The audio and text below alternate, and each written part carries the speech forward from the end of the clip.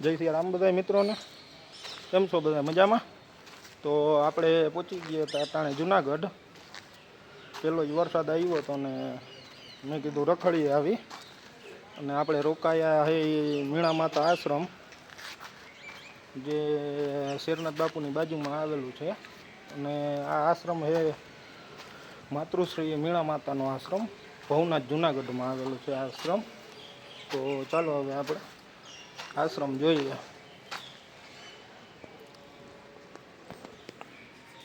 આપણે મહાદેવ બાપાનું મંદિર ચાલો દર્શન કરીએ પહેલાં બધાય, પછી આશ્રમ બતાવું તમને.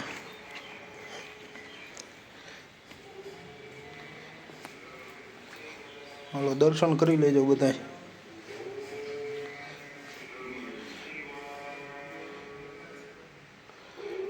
હર હર મહાદેવ.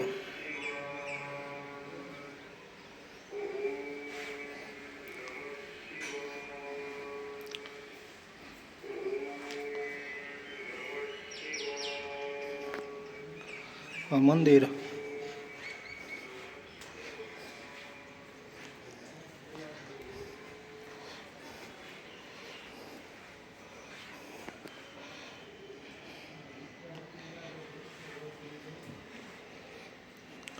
આપણે નાવા ધોવાની સગવડ છે, ફૂલ બાથરૂમ, નાવા ધોવાના.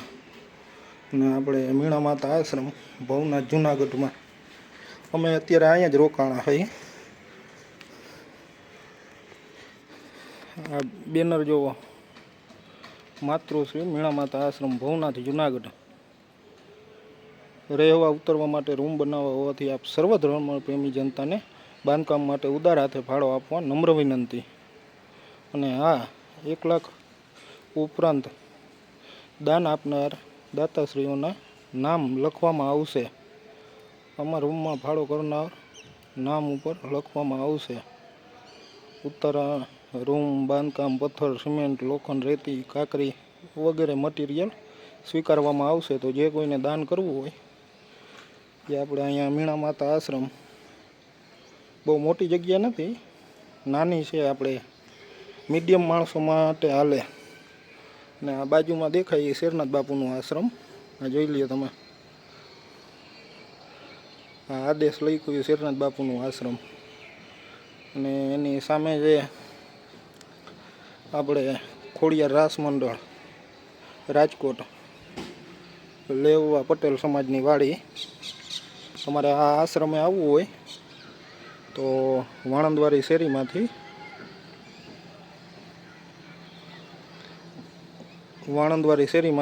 આગળ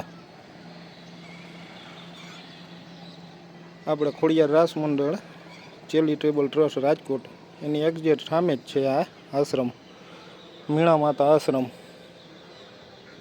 આ બાપુની મઢુલી છે. તો ચાલો હવે બાપુ હારે વાત કરીએ. આપણે આ મંદિરે બનાવવાનું છે, આનું બાંધકામ ચાલુ છે.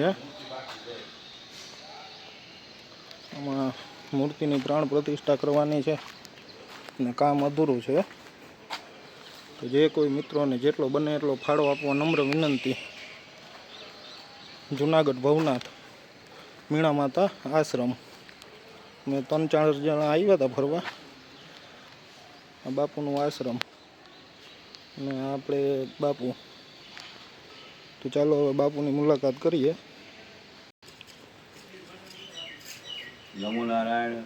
અર્જનગીરી બાપુ, ભવનાથ તળેટી ગોરખનાથ આશ્રમની બાજુમાં આશ્રમ, મણિમાનું આશ્રમ. અહીંયા બાંધકામ ચાલુ છે, રૂમ બનાવવા ચાલુ છે. તો કોઈને કંઈ પણ અથાશક્તિ જી દેવું હોય, થોડું જાજુ એને કે જાજુ જ દેવાનું, થોડું દે તો એ લાખની પાણી છે. હા, ફૂલ નહીં તો ફૂલની પાકડી, ફૂલની પાકડી જે કોઈને દેવું હોય આશ્રમમાં દાન આપી શકે. રહેવાની સુવિધા છે ને આપણી બનાવવાની પણ છે, સમજી લો બાપુ. એકવાર તમારા મોબાઈલ નંબર બોલી દો તો. અહીંયા કંઈ ભાડું છે નહીં. તમારે વરદીમાં જેટલી ફેરે આવવું હોય એટલી ફેરે, જેટલી ફેરે જવું હોય એટલી ફેરે. અને તમારે અહીંયા જેટલા દી રોકાવ, તમારી અથાશક્તિ જી તમારે હોય તમારે જી દેવું હોય અહીંયા કંઈ માગવાનું આવતું નથી કે કંઈ પોચ પાડવાની આવતી નથી કે કંઈ કેટલા જ દ્યો એટલા જ દ્યો એ કંઈ દેવાનું આવતું નથી. જે યથાશક્તિ પ્રમાણે દાન આપવું હોય. ખાવા પીવાનું તમારે હાથથી જી બનાવવું હોય એ તમારી છૂટ. હા, ખાવા પીવાનું જે બનાવવું હોય એ બનાવી લેવાનું. એ બાપુ છૂટ જ આપે છે આપને. કોઈ આખું ગ્રુપ આવતું હોય, કોઈ ફેમિલી ગ્રુપ આવતું હોય તો અહીંયા બધી સગવડ છે. તમારા નંબર છે 70 46 1 79 28 3. આમાં ફોન કરજો. અર્જનગીરી બાપુ, આ બાપુના મોબાઈલ નંબર છે. તો જે કોઈને યથાશક્તિ પ્રમાણે ફાળો આપવો હોય એ બાપુમાં કોન્ટેક કરે. અને આ જોઈ લો તમે, હજી આ બાંધકામ ચાલુ જ છે ઝીણું ઝીણું. અને આપણે ઝરમર વરસાદ ચાલુ જ છે. આ જન્નત કહીને તો જન્નતમાં આવ્યા છે અટાણે આપણે. આ જોઈ લ્યો તમે, ગમે ત્યાં જેને આવવું હોય એને છૂટ જ છે 12 માસ. અને બાપુનું બાંધકામ ચાલુ જ છે, જોઈ લ્યો.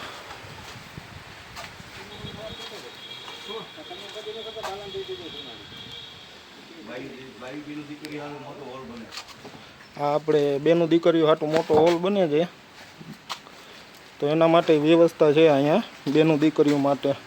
અને આશ્રમની વાત કરીએ તો આ શિરનાથ બાપુનો આશ્રમ રહ્યો ને એની એક ગેટ બાજુમાં જ છે, દિવાલ. મીણા માતા આશ્રમ, ભવનાથ તળેટી. જે કોઈને આવવું હોય એકવાર અવશ્ય બાપુની મુલાકાત લઈએ. તો ચાલો મિત્રો, હવે આજનો વિડીયો અહીંયા સમાપ્ત કરીએ. આપણે બાપુ